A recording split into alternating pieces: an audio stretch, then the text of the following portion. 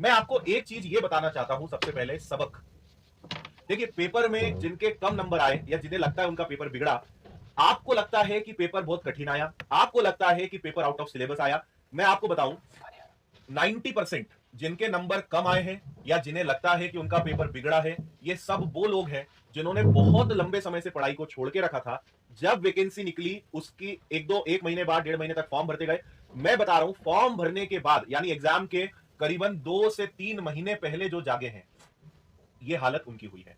मुझे एक स्टूडेंट ऐसा नहीं मिला है जो पिछले 6 महीने, 8 महीने, 1 साल से पढ़ रहा है और वो बोल दे कि सर मेरा पेपर बेकार गया। एक स्टूडेंट मुझे नहीं मिला।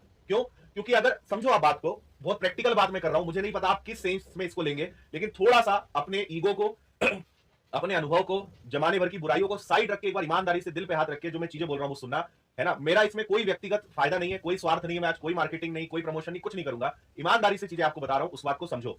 और मूल मंत्र बता रहा हूं मैं आपको सिलेक्शन का, कि गवर्नमेंट जॉब कैसे लगती है ना। पिछले 3 महीने, 4 महीने, 5 महीने में हमने कसर नहीं करी है, जितना हो सकता था उतना करा है। लेकिन एक बात आपको समझनी पड़ेगी कि करीबन 6 से 7 महीने लगते हैं एक अच्छा बेस तैयार करने में।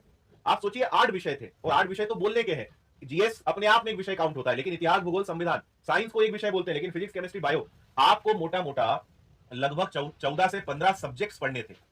कोई कितनी भी ताकत लगा दे, वो 2 से 3 महीने में पूरे विषय 100% बेसिक से एडवांस तक नहीं पढ़ा सकता, है ना। हमने तो आपको एडवांटेज दिया था कि पढ़ाएंगे भी, और अगर कुछ नहीं पढ़ा पाए तो रिकॉर्डेड अवेलेबल है, आप उसको देख लेना। हमने तभी से बाय वन गेट टू वाली स्कीम लेकर आए थे कि लाइव भी मिलेगा, रिकॉर्डेड भी मिलेगा। ये आपको उसी समय मिला था। एक बात समझ लो, गवर्नमेंट जॉब में सिलेक्शन लेना हलवा नहीं है, और ये तो अब आपको समझ में आ गया होगा। अब मैं जो कहूंगा ना, पहले जब मैं बोलता था तब आपको शायद भरोसा नहीं होता था, लेकिन अब जब मैं बोलूंगा तो आप चीजों को समझोगे।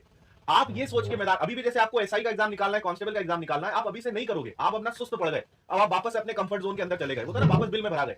अब जब भूख लगेगी, जिस दिन एग्जाम का नोटिफिकेशन आ जाएगा, जिस दिन परीक्षा में 1-2 महीने बचेंगे, फिर अपन निकलेंगे बाहर, फिर यही गलती दोहराओगे, फिर पेपर बिगाड़ के आओगे, और उसके बाद विनर्स को, अपने घर वालों को और सबको बदनाम करोगे कि इन सब की गलती, मैं तो दूध का धुला, मैंने तो खूब मेहनत करी 2 महीने, लेकिन मेरा सिलेक्शन नहीं हुआ क्योंकि विनर्स ने अच्छे से नहीं पढ़ाया, क्योंकि इन्होंने ऐसा करा, इन्होंने वैसा करा।